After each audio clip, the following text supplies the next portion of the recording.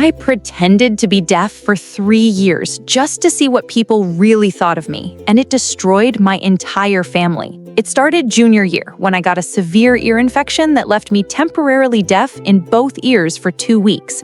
During those weeks, I learned to read lips and discovered something fascinating. People say horrific things when they think you can't hear them.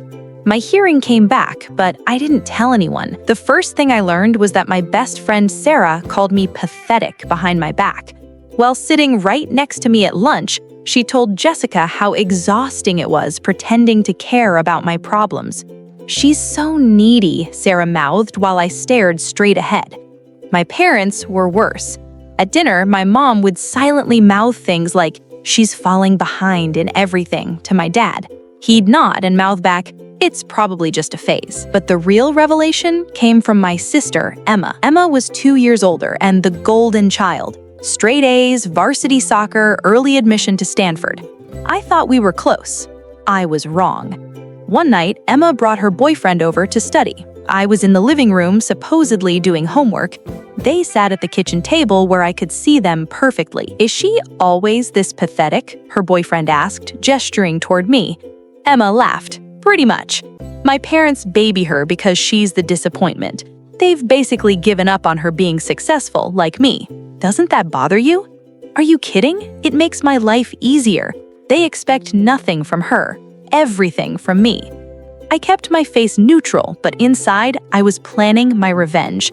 For 3 years, I documented everything. My parents had a betting pool with relatives about whether I'd graduate high school. My guidance counselor told colleagues I was a lost cause. Even my grandmother told my mom she was embarrassed to introduce me to her bridge club. The breaking point came at Emma's graduation party. The whole extended family was there celebrating her acceptance to medical school. I sat in the corner playing the part of the disabled sister. That's when I overheard my parents talking to my uncle. "We're honestly relieved," my dad said. "At least one of our kids turned out normal. We can focus our college fund entirely on Emma's medical school now." My mom nodded. "The deaf one will probably qualify for disability benefits anyway. We don't have to worry about her future anymore." They were planning to abandon me financially because they thought I was disabled. I stood up, walked to the center of the room, and clapped my hands loudly.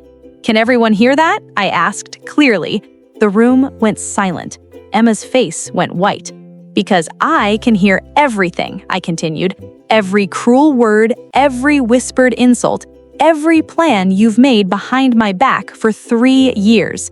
My mother's mouth fell open. "What do you mean?" "I mean, I've been able to hear perfectly since junior year. I just wanted to see what kind of people my family really were when they thought I couldn't hear them." I pulled out my phone and played a recording.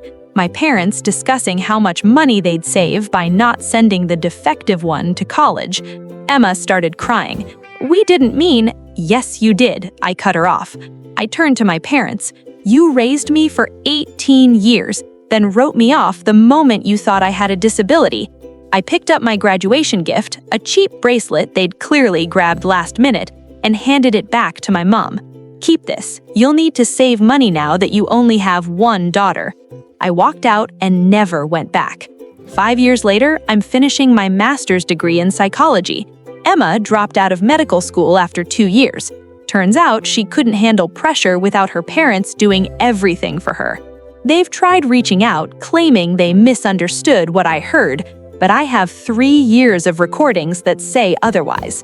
Sometimes people ask if I regret the deception. The answer is simple. I regret that it was necessary, but I learned the most valuable lesson of my life.